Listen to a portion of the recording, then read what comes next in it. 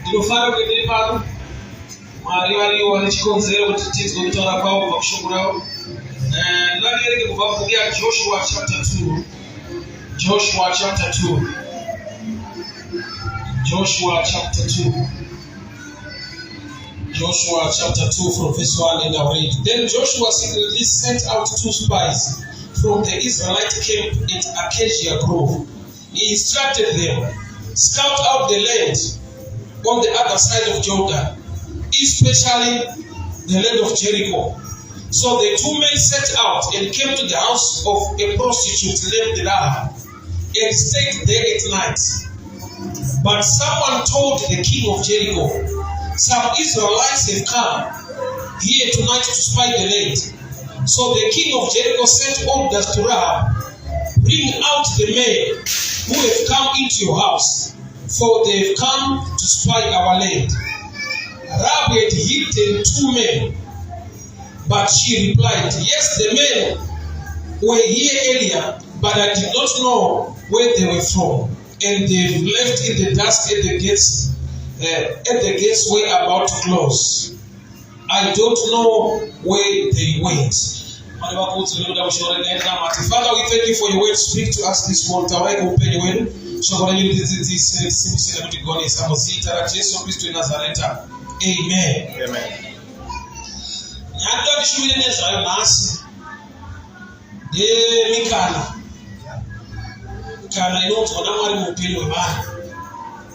Panapa ndine mukadzi atsana kurwa shoko raMwari angane urusina kunaka chaiva chifeve a prostitute aiti Rahab.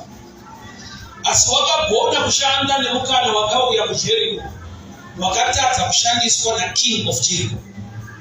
Mambo veJeriko zvanzi vakatuma vanhu kuti endai munodza Rahab kuti budisa varume vapinda pamambo. Mambo weJeriko akashayiwa chiono chakagona kuonekwa nepfambi yainzi Rahab. So mikana inogona kuuya dambudziko nderekuti wakaitei nemukana pawakauya. Nokuti dzimwe nguva ukatreata mukana this opportunity as a challenge or as a trouble, but somebody ndokubva agamuchira vari kunzi maspaya mukadzi wainzi Rahab. Kureva kuti Rahab wakagona kushandisa mukana, wakagona kuva nechiono chisina mambo wemuJeriko. Mambo wemuJeriko ndo vari kuti muritsa vanhu vapinda pamambo. Tinoziva ukaverenga mberi uchatwa bhabhuri richiti masvingo akawira pasi, vanhu vakafa vakaparadzwa. Zvoreva kuti Rahab she survived. Chakapa Rahab kusurvivha, wakagona kushanda nezvakauya muupenyu hwake. Bhabhuri rako rinoti the race is not the swift or the battle of the strong, but time and chance, nguva nemikana are given to all. But kuti wakaitei panguva yako nemukana wakauya ndopane nyaya. Rahab anogara muJeriko maparara vamwe batiye wakararama. To make matters worse, ukaverenga Joshua chapter 2 verse 15, inoti Rahab waitogara at the wall, the city wall. Icho chitsidzo chiri chekuti pavachatenderera Jericho, masvingo madziro eJeriko achawira pasi. Rahab waigara pato paprofit pakudonha, but haana kudonha. Kureva kuti akagona kushanda nezvakauya muupenyu hwake. Haana kutama paaigara, but akatama munhu hwaaiita nyangwe achigara panoparara. Unhu hwake sechipfere mumba maingouya varume, but musi wakauya varume vekwaIsraeri haana kuita unhu hwemazuva ese. Akavaviga, akavachengetedza, akava nekunyumwa maari kuti izvi ndezvekwamwari zvinoda kuchengetedzwa. Ukanzwa mambo achiti uritsa vanhu vapinda pamako, haasi kungoburitsa vanhu nje, uri kunzi uritsa mukana wauya mudati mako. Rahab wakagona kuteerera mambo aiparara pamwe chete namambo wacho, but wakaita nharo nekuda kwekuti une chamwari chaakaona. Buritsa varume vapinda mumba mako. Akutaura izvozvo haasi munhu nje, the king of Jericho. Rahab ari chifeve achipiwa instruction naking, but anopinda namambo iwavo. Kuti pese panouya zvakanaka muupenyu hwako, kunosimuka imwe. Kwete ini wati narai. Ukatoa sinzi rapo akamuti kuitsa vanhu waiva mako vaimba mambo. Which means panouya zvakanaka muupenyu hwako. Kune mweya unosimuka kwete mweya unodhana. Unoda kuti upotsane neopportunity iyo. Mambo vari kunzi iwewe rapo pane vanhu vapinda pamambo. Ndaita mubvunzo ini. Kana rapo ari chifeve atokwalifaya kuva chifeve inhove kuti kune varume vanogara vachiuya vachipinda pamake. Saka mambo sei arwadziwa nevarume vauya this time? Nokuti rapo chifeve.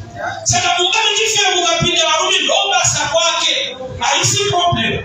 But mambo vanenge vanonyumwa kuti vamwe vanopinda regai vapinde, but vakapinda zvinochinja upenyu hwake ngazvikudi. Saka nedzimwe nguva pane paunoona kuti ndinenge ndiri kunyanyorwa kuiswa panapa.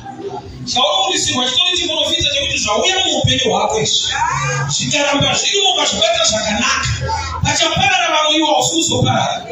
Rapo waigara pamadziro akatendererwa vanhu vachiimba madziro akawira pasi. But nekuda kwekuti waita sungano naJoshua, waita sungano nevanhu vaMwari, akasevhaiva. Kusevhaiva kwake kuri kubva pakuti wakaitei nezvakauya pamako. Vakati varume vaviri ndovakapinda pamara. Varume vaviri vanotaura nezvavo ndokuti tsetsamene kutsetsemene kurashukura vari kunouya muupenyu hwavo unoitina. Chachinja upenyu hwevamwe ndiro ivhangeri raKristu. Kurinzwa haisi nyaya, wakaitei pawakarinzwa. Nokuti warinzwa kune mweya inosimuka kuti itwa hako, but shaya zvekuita naukuritsa. Kupinda tinotendera kuti ripinde, but kushanda kwaro ndobati rikurwisa. Kana rapinda ritendere ribude. Saka wazozwa kune seni yekuti kunzwa nekuita. Kurati pane nyaya pakuita. Kunzwa ndiko munhu wese, kuita ndiko vashoma. Vanoziva kuti rauya pane zvanoreva muupenyu hwavo. Vanhu vakapinda muJeriko vatumwa naJoshua, but vakabva vananga kumba kwemukadzi wainzi Rahabu. Vamwe vanhu vachiona vanhu ava vakaona dambudziko. Rahabu achiona vanhu ava akaona mukana wokujenda dambudziko. Kureva kuti ugere munyika iri kuparara vamwe, ugere munzvimbo iri kuondomoka zvinhu, but uri kuitei nevhangeri rinouya muupenyu hwako. Nokuti vhangeri rakauya iroro ukashanda naro, kaona wabude. Wakaitirei nezvakauya?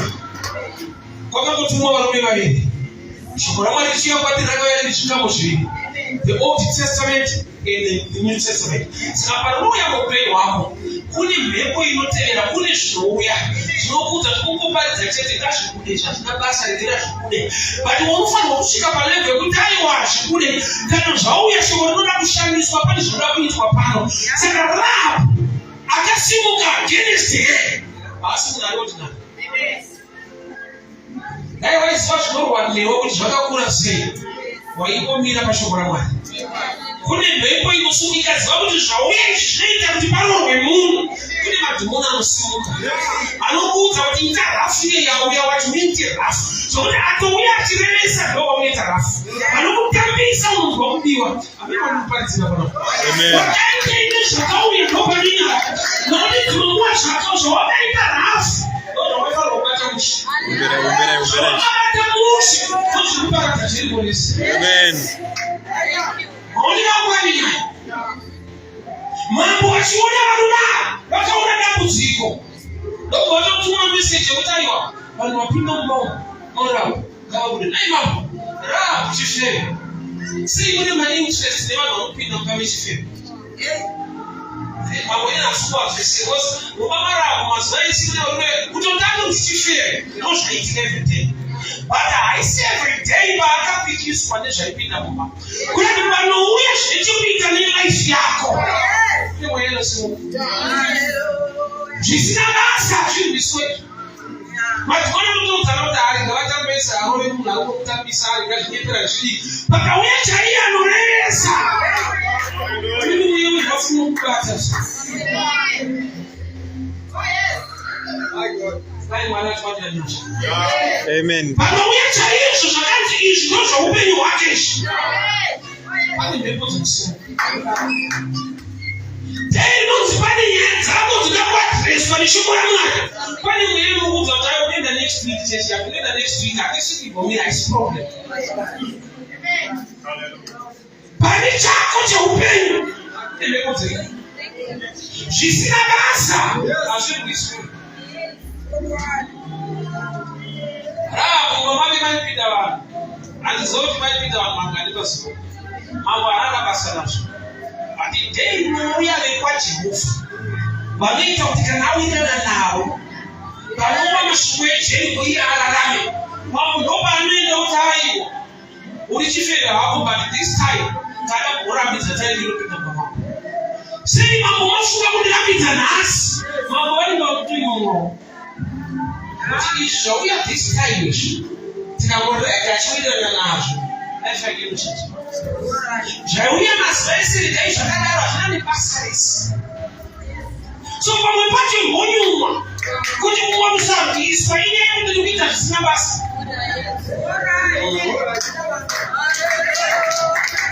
Kushanda anokuvenga une anokumaka.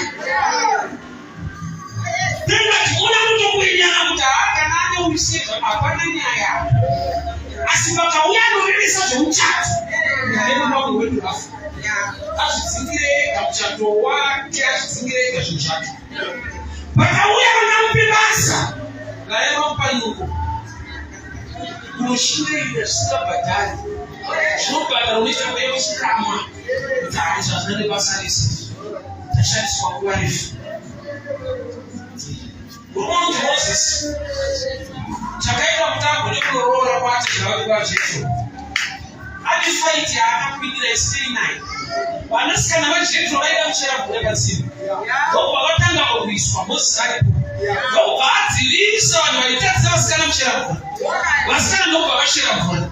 Vadzokera kuna baba vavo, baba ndobva vatsanangurirwa zvaitika kutsime.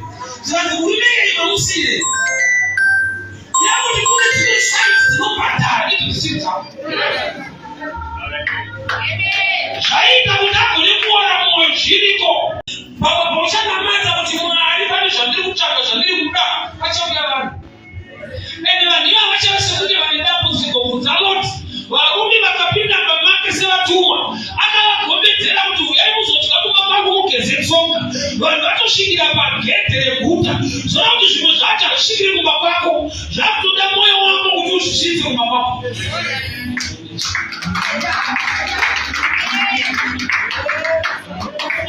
Abrahamu wakaona vatumwa varume vatatu vachidarika. Akamhanya akanouya mutsoka. Akati kana ndawanirwa nyasha sherewo kumba kwangu. Varume vari kuendepo andisive. Vanhu vakasvika sei baba Abrahamu vakakondezva nemunanzvi wamwoyo nevanhu vari kupfuura. Kazhinji mamaropafadzwa auye direct pauri ane tsika yekupfuura pedyo newe. Zvakutodawo meshemo yekuona kuti this is a blessing passing by. Akavabatsira varume vakapinda pamake. Mangwana vakamupa famberi rinotyisa rekuti musacheuka famberi chienda kuchakaipo. Dzimwe nguva kutange kwauya moto kunouya vanhu vekubata mushi. Wapedza kuvapati vageza tsoka vokukemikuru takafambira kuti vanhu vatsve. Saka yamatotamba ivo yatokuponesa ivi chimba yatomuda. Kunati pamwe pacho zvinokuburitsa mudambudziko usaobvada kuti muri nemomo. Pamwe patinonamata kuti God give me a destiny helper. Hazvinoreva kuti pachava destiny helper nezvinhu. Mumwe destiny helper anotanga asina chinhu. Wamubatsira woenda pane imwe platform yekusudza iwe. David akasangana nemurume akadaro. Pane murume akasiyiwa nemaAmalekite muRoti. David wakamhanya akatara nemurume aivandidzana vakamupa chingwa nemvura. Vakamubvunza kuti maAmalekite anene kuzvani ari kuperekedzei. Recovery yese yaDavid haana kutanga nerecovery. Akatanga nekuisa recovery muRoti yemunhu asiyiwa muRoti. Wakaita izvi zvawakasangana nazvo. Wakaita izvi zvawakasangana nazvo. Zvaitaridza kuti zviri kudetsera. kamba mwana ile plani kulize huko kulisi wakaite ile wakauya mbama wao wachiona maspai mume akaona breakthrough wao wachiona damu ziko mume akaona kusimuzio but rap chakino sharira kule nao uliza Warumi wapita pamako hiyo bakorati akawamika there is nobody shopore ndakadilika moyo mao kutimdireke bali zoda kuliko why don't you know chena kule wanda kuzivisa kule wanda kuzivuta ama zangu chakabu nakia ama zangu chine plan ya marife kwa mpeni wao tuna kuchingetezwa nini na kutukuni wasinage kuchuona chishita shakanaka baloto wewe uzochikuuliza nunenge uno kunenge kumfirasi kunenge kumfaira kuti Warumi wapinda mumako ngaba bude gamba isinya yerulo zvinokuti pachapara vanhu neunofana kuparara but wakaita naro namao Joshua 2:15 Rahabu waigara pamadziro. Her house was on the wall. Pane chiprofita chokuti madziro achadona ndopaigara. Sei asina kudona aigara panodona but akava nepfungwa different. Amen. Ane zvavakaita pamadziro iwayo. Nedzimwe nguva munhu anotandikwa pati ndopasiri right. Sometimes paunyange pasiri right iwo ita right. Rahabu aigara pamadziro. Varume vakauya pamanga vanokuti chinja pekugara ndiye akachinja unhu. Madziro akarespecta covenant zvokuti pakatendererwa Jeriko madziro achidona Rahabu wakararama. Chamupa kurarama inharo. Don't always give in life. Pamwe pacho panoda wewe nharo. Hapana, it's okay handizvozvo. Papacho panoda wewe nharo. 2024 nezvinouya kupiwa wakaite nevhangeri rakauya kulifema nediscussion favor yanga isiri yarahabu favor yaiva yeJeriko yes but kuna akaona maspai neakaona favor umwana kunetwa umwana mukana mwachiti basa rakati tibakirwa paitawo ichi anona kukuletwa vamwe vanoona mikana vacho mikana inoonekwa nerimwe ziso ratadza kuona mukana wauya pakati pevanhu vese zvimwe zvatinochemera kuti Mwari itai vakatoita gamba chakaitwa chacho chakauya sedambudziko wakaiteike zvakauya wakaiteike mukana wakaudzwa naMwari next month kuJeriko mune vanhu varimo vatumirwa varume vaviri but varume vaviri vaonekwa semaspai but kune chifeve chaona kuti aivo hasi maspai avanhu vamwari maonera kuita vanhu vamwari vakasiyana. Kune vanoti vakaona munhu waMwari vanoona dambudziko. Kune vanoti vakaona vanoona solution. Zvekuti vakatomuona ngedambudziko vanoona mukana wekuropafadzwa. Vamwe vakaona ngedambudziko vanotoona kunetswa. Wakaite nezvokwana. Shirikadzi yeSarepati yakatumirwa muprofita nenzara anoparidza kuwanda kwezvinhu ine nzara. Ikatomuitawo nharo kuti naMwari wandona makakwasira zvisomo yakatumwa naMwari wofuti. Wakaitei nezvakatumwa kupiwa 2024 zvozvodai Mwari vanudzira muupenyu ichatora vanhu kwete vari zvinhu zvacho vane matambudziko unoti unodzokera futi kukureya kuti Mwari hanakunamatira vane matambudziko ndakanamatira kuti tumiriwo vanhu vakandibatsire kukura mudambudziko. Amai kumuzvikere chechi chikurambudza kuti wakaitei nerakawa shoko paranga muupenyu hwako wakaitei navo wakangoti spofu zvikapere wakangoti ipapo ameni zvikapere ko wakaitei navo nokuti mweye china inoineka richipinda. Ini tsika yekuteerera manje mukatiburitsa zvapinda muruoko. Mambo veJeriko havana problem kana pane varume vapinda mabara. Ane problem kana pauya varume vanochinja upenyu hwavo. Mweye china inenge inomiruka kudarika mumwasha mutonyamadzi. Inenge inotoziva kuti iri kuparidzwa rinomuchinja upenyu hwake. Saka itai kamudisturba mushando. Itai kuti anzwe sekunge hazvisizvo. Itai kuti agiribli gamuchira. Otomuwa reasoning kwadzo dzekuti kumadzidzwa hazvisizvo. Panouya zvine chekuita neupenyu hwako panoda mitsimba. Nokuti zvakanaka zvauya kune mweya inoteerera. Kumana kurevesa kuda munhu tomurega ichanda vekutsvara. Aiwa ipe munhu uyo hasha. Adzinge zvauya. Uchaona ndichoparidza kudai unozviziva zvimwe zvakakura. Zvawakazosangana nazvo wega ukazodza musoro kuti asi zvakabhuya munhu zvizhinji. Asi ndizvo zvandakaita. Zvichida ndakanyimwa maonero ane chekuita neramangwana ndikajaja muna today. That's not my type. Watozoona wadarikwa nemukana kuti ndongotori out of type yazvo. Vanhu vanoti maspire hasi maspire. Varanda vaJehovha vauya kuzorunura anotenda. Kuti vanhu vavatsvagira zita zikazi maspire ngabude muno. Vaivorandira avo akavabika. Shoko renyu ndakaripiga mumaoko mangu. Zvireke kutadza. Kana raparidzwa so kune mweya inoteera kuti vaparidzawo but isiyana naro gamuchira iyi. Mweya china inoziva kuti hairi kuti siyana naro uri nenyaya. Gamuchira iyi ndotakuchonesa.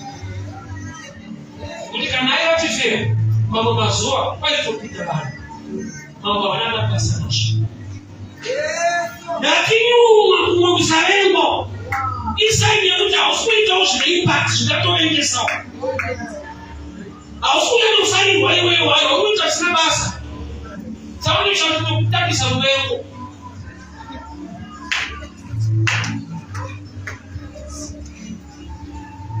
Wondoona kuti aiwa hausinani. Bhaibheri rakunoti kuna Genesis vanhu vatadzira Mwari mugarden reite. Vaikutukwa. Nyoka yakatukwa unofamba nemuka. Mukadzi ndokubva vatukwa unorwadza vanenge vakupona murume uchadya cheziya. Yani kwa Satani watu akapinda mune ukafita the same thing. Ikataka kutoka Satani ikoko ndokutukwa ukwati. Akutambisa kutuka Satani ndo akatotukika. Izvo zvoni Satani izvozvo anatokubenga kesi. Ndizo kuti Mwari watuka nyoka, watuka mukadzi, watuka murume. But Bhaibheri rinoti Satani ndiye wakapinda munyoka akanyengera vanhu. Kuenda pakutuka apa mutsano wasiwa. Iko ngova Satani kwacho. Chitori hai akatotukwa kudhara.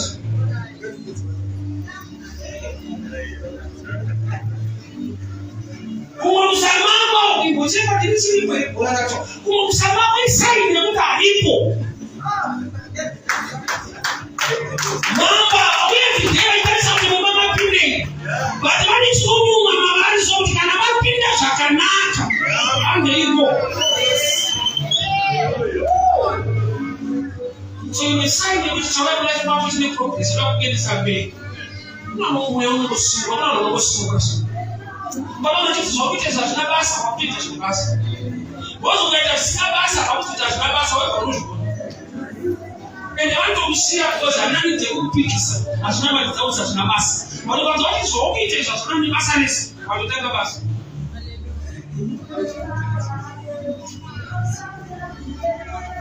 Maparidziro ako aya haugoni, watoparidza. Saka watanga watoti maparidziro, watoparidza. Yokusagona atomabudawo but vakati maparidziro ako ingomaka nekuti munhu wakaparidza.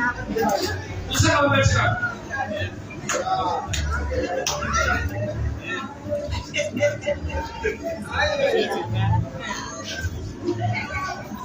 Ruth vhangeri akaparidza pahodhi kuna Opa naMuwa naNaomi. Ruti na ubafa ngera rakapiwa iwani.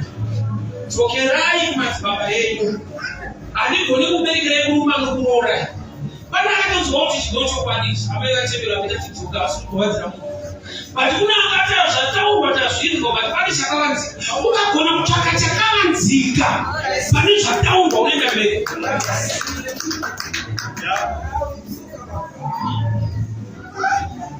Zvakataurwa nezvekuti hanibereka nokuroorani. Ende itokwadi akaitembera. Satinopa kuti kuteerera chii? Sabutaurwa. Ndezvipi? Kuna Mwari paIsraeri. Kuna Mwari unenyasha paIsraeri. Kana wakuziya kuti Mwari wenyu ndopatoda manje. Mwari wenyu ndichava Mwari wangu. Kuti kana ini vanhu vasisagone but una Mwari wenyu. Ndakuda wabhiriti yaMwari manje. Oba zvaMwari hazvipo paari. Anonzwa zvaakuya vake vavatatu kwanisi. So rakamudzora nderemunzwa munhu. Rakaita kuti mukateerere nderekutsvaka the God effect. Kuti hongu iye haakwanise but anonamata Mwari anozvikona.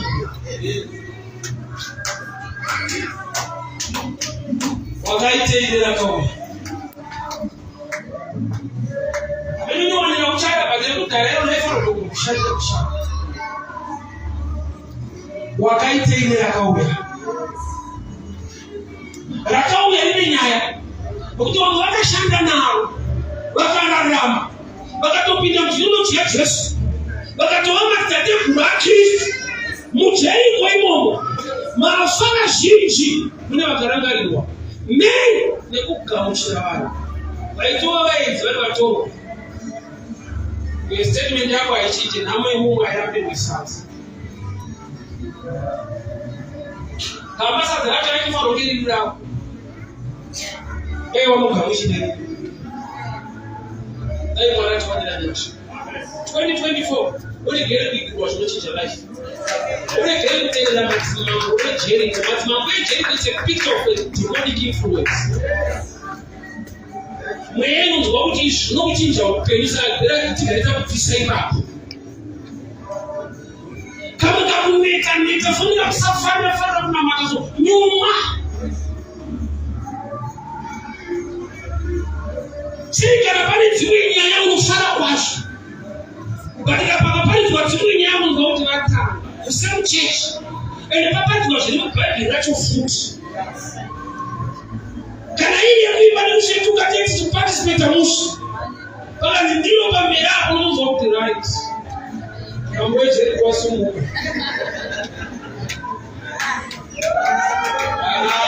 Kukomira. Zvimwamboja varume vambopinda vese hakuna problem navo. Time dzese dzawaita section chetu chitambo chidii hatina problem newo. Apa unopabuda. Kurisa varume wapinda koma.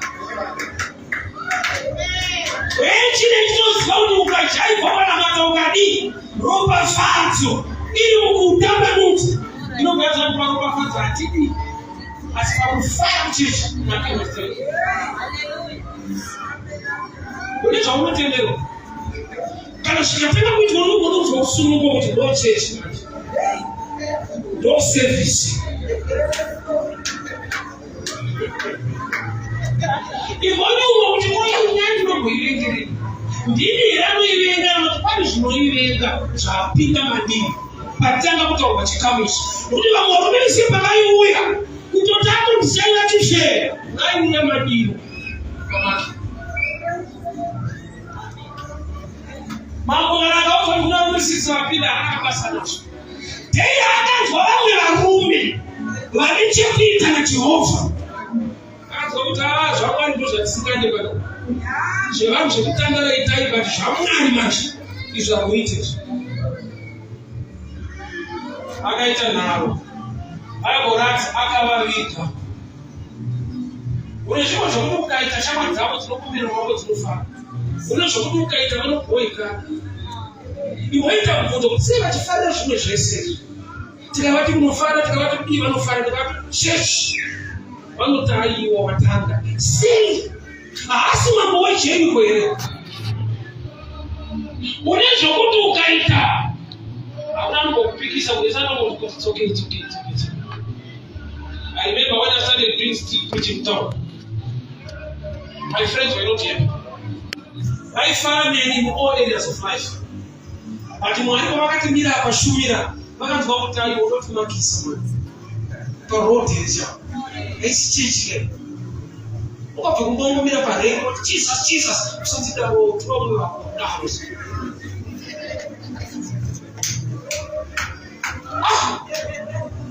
Na ito wanda maruna kansela. Iwa watu kukanzula.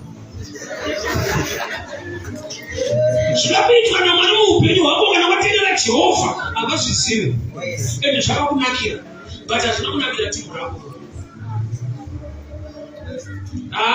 Boys rakunaka chema. Nyaya yakatendera mastreets. Kuchikora wakaudza kuti uinure. Sio mureki. Vamos a right. Angataona kana zvipitiro right change. Unoita kusakwana kana kushira mwana. Ukaita zvavanoita uchitamba kunzwa kuti ndo mafesi. Yeah, boys let trip. Unokwana msociety unogamuchirika. Kusiya zvedripo yavane kuti Jesu wakanaka. Unozwa kuti beautiful talk. Unozwa kuti imba. Zvatanga like my friend in one of the left. Akauya kupinza pale dzakashinda pasai zvanzi. Zvatanga ni. Ngacheni pale. No, I just said it. So those people are paying attention about what. Kwa sababu natumia muda premise bataka sila. Sai wa usuda ngaparibu, ndio ungana paka rongi Yesu. Hata basi sha.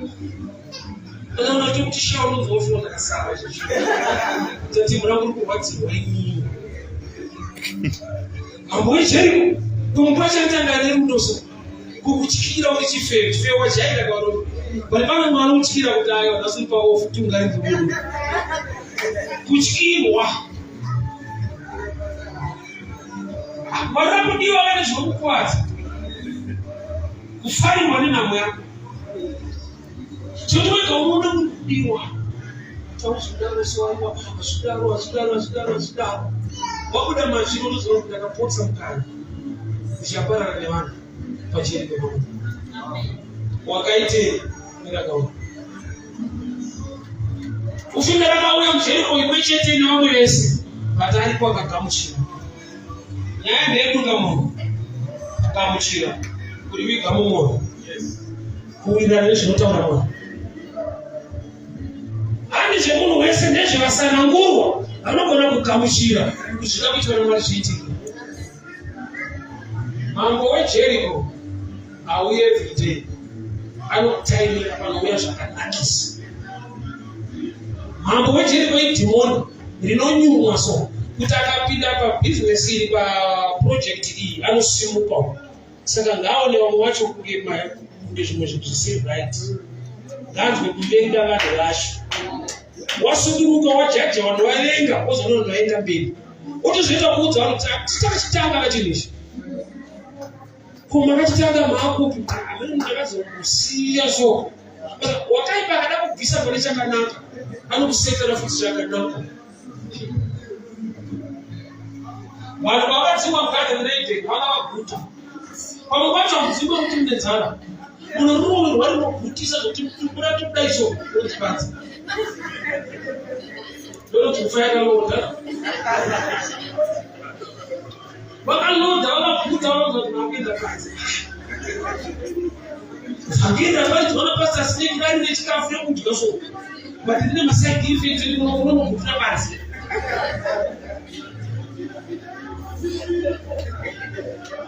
Kuya sekunga aneti kuti ndizvere kuti mwana wakati unazodaiso aiwa zvinokura kumhanya. Wakati idya yese same aiwa indirambo rinosunungura vanhu idya yese. Modya yese mubuda mugarden. Modya shoma mugara mugarden havana kuakuleta musha. Rust make later deliverance. So it's a way of limitation. But I will create a cemetery.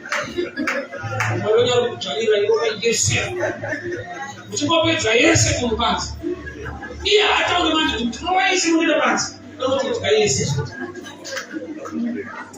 Sana timoni kana kubanga kubata akumazi tejeri. No man for change my benefits. What is it so good to what happen? Mwenyeja ikuze usumbayo. Inokuja baba na watu wasikuwa wapuka nyingi. Kwa wacha kupiga mroto. Wao mkono ndio pastor snake bagirao. Ile ma side effects asirikali.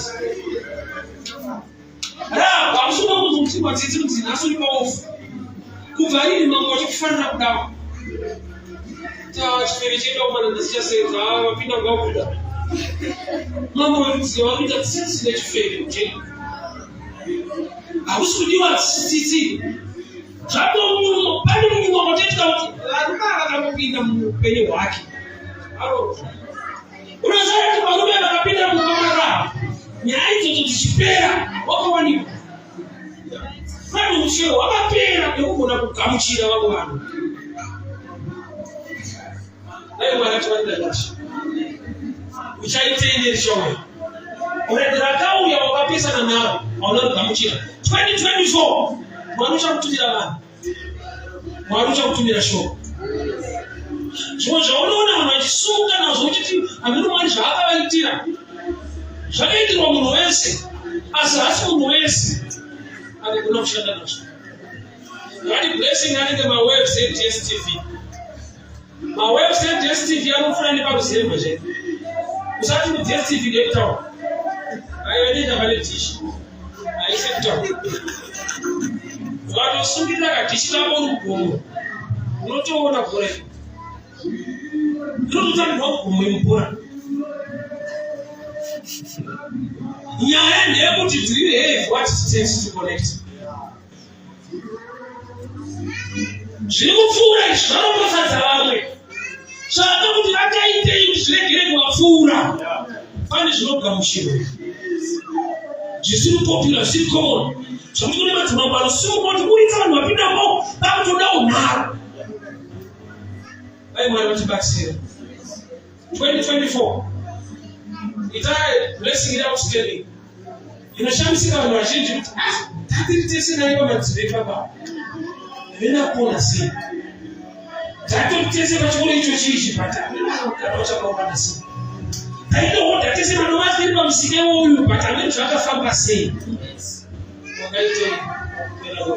Amen.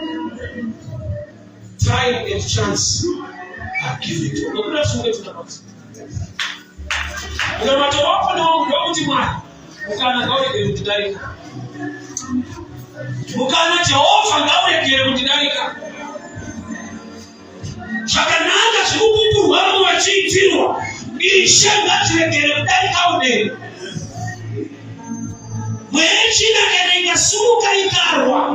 Nesa uya muupeni wangu. Kipeyo nao. Uya mchetu shikabina kupolisi kuwaza kuko watu wapishaka so uzota they will understand. Sasa nune mama. Ane area za anokubata za uti unokolise nayo kuta next week made this week it's okay.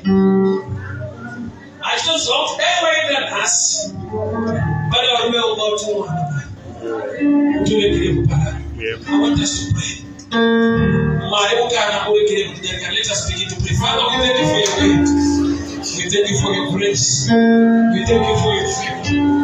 Let this opportunity not pass by. Now we get a very come to Sarah, I remember you. Mama, get what you want. You can young with the maximum. Mante bakia sakoto roshia kata. Yeke telebo shalika basante. Manto baradia sakota la boshia kata. Nikana ndani kile kudani kakeleke waka. Shati ndani kile kushati ukani opportunities. Manaska na ndani kile kujambo ni mchako wake. Mwana kuma na holiday with January Basaraki. Mika and 2024. I get to share to Canada. Tanama Tanute. Musita Jesus Christ Nazareth. Amen.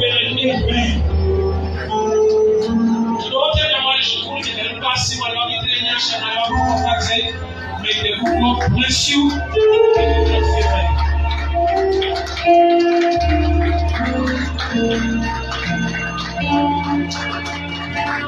Amen.